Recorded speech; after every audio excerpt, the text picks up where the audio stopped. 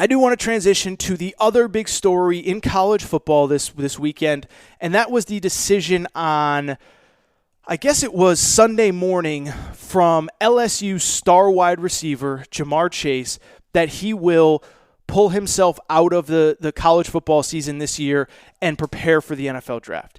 And I think he is by far the biggest name that has decided to do that, and he is certainly the biggest name among players who are on teams that are actually playing this year that have decided to do it. So if you remember, Micah Parsons, star linebacker from Penn State, pulls out pretty early when the whole Big Ten stuff starts. Are they going to play? Are they not going to play? What does it all mean? Rashad Bateman, unbelievable wide receiver at Minnesota. Big Ten isn't sure if they're going to play. He pulls out. But JaMarr Chase is the first guy from a team that is actually going to play this year that's really marquee. And there's been a few others. Like I said, the kid Caleb Fairley from Virginia Tech. But he's the first one from a team that is really good, that is going to play, that decides to pull out. And, of course, everyone starts freaking out, right?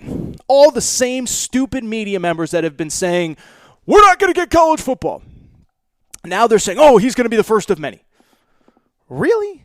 He's going to be the first of many. Because we've been going through this whole spin cycle for about 5, 6, 7 weeks now, since players first returned back to campus, since outbreaks first happened. Remember back in July when LSU had an outbreak on campus and Clemson had an outbreak on campus, and there was no way we were going to play? We've gotten all the way to September, and now you're telling me that all these guys are going to pull out? Listen, I am not saying that other guys will not pull out. But, as a matter of fact, I think Memphis's running back just pulled out, who was a really good 1,000-yard rusher. But I think JaMarr Chase is a very unique situation. I think you have to look at it from JaMarr Chase's perspective. First of all, for people who do not know, best wide receiver on the best team in college football last year, and maybe, by the way, one of the best wide receivers, on the best team in recent college football history.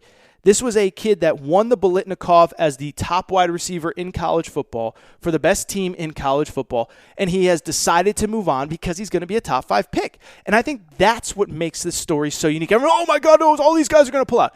Well, first of all, he's a top 5 pick, and he is one of the few people.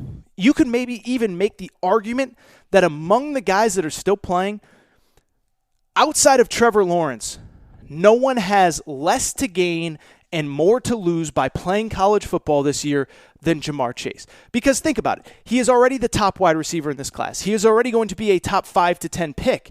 And so if he comes back, there's essentially no chance that he can improve on that draft stock. Now, can he be a better player? Absolutely. But think about the team that he is coming back to.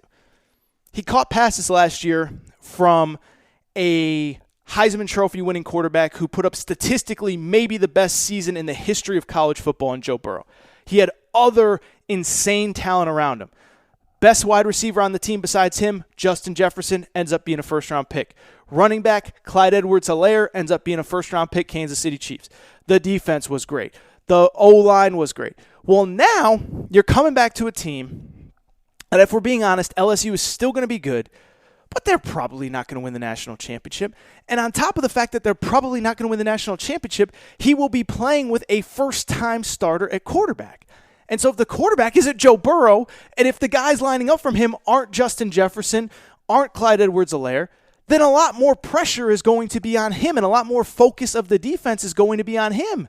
And so, of course, he's going to leave. Why would he come back? There's some agent in his ear offering him probably, $50,000 or $100,000 to sit out for this year. We'll let you train. We'll put you up in an apartment. We'll send you to Miami or to Vegas or to somewhere cool. You don't have to go through workouts at LSU. You don't have to go sit in sociology class. You don't have to pretend to care in some online class. And, oh, by the way, there's still a chance that college football might not be played. Now, I think we're pretty much past that point, but a lot can change between now and September 26th. And I do think it's interesting that this situation came at a time when LSU did, in fact, suffer some outbreaks last week. I believe they had to cancel practice. Their whole O-line basically tested positive for COVID. And so I only bring this up because this is such a unique scenario. And so, no, I do not see a million guys pulling out of this college football season on teams that can play, assuming nothing crazy has happened. Think about it. The gauntlet's been put down. Trevor Lawrence said, I want to play. Justin Fields, who isn't even playing, said, I want to play. And I look at the situation now, and it's like we're already almost through training camp. We're almost to the finish line. And I believe we're in a situation where you look around the rest of college football, correct me if I'm wrong, but I don't believe there's been a single player at Alabama who's pulled out of the season. I don't believe there's been a single player at Clemson that's pulled out of the season. I don't believe there's been a single player at Georgia who's pulled out of the season. Florida, Texas A&M, Notre Dame. I mean, these are the teams that people think can make the college football playoff and win a national championship. JaMarr Chase, he's on a good team, but are they really going to compete for a national championship? And does he have a lot to lose? Yes, he does. By the way, interesting side note on top of that. I saw some people on Twitter, oh, well, this is just proof that, going forward, I think top juniors are going to pull out and not even play their junior year. Like, could that happen? Yes. Do I think that's a little bit extreme? I do, and let me tell you why.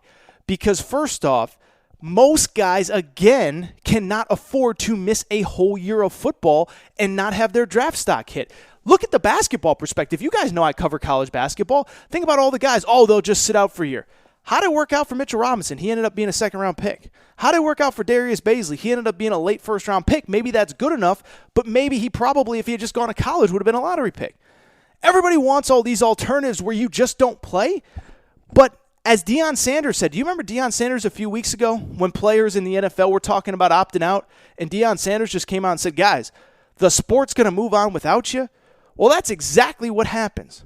And so to me, yes, I could see the scenario where the occasional player sits out a junior year, maybe a running back, maybe a wide receiver, maybe a guy that doesn't want to take hits to his body.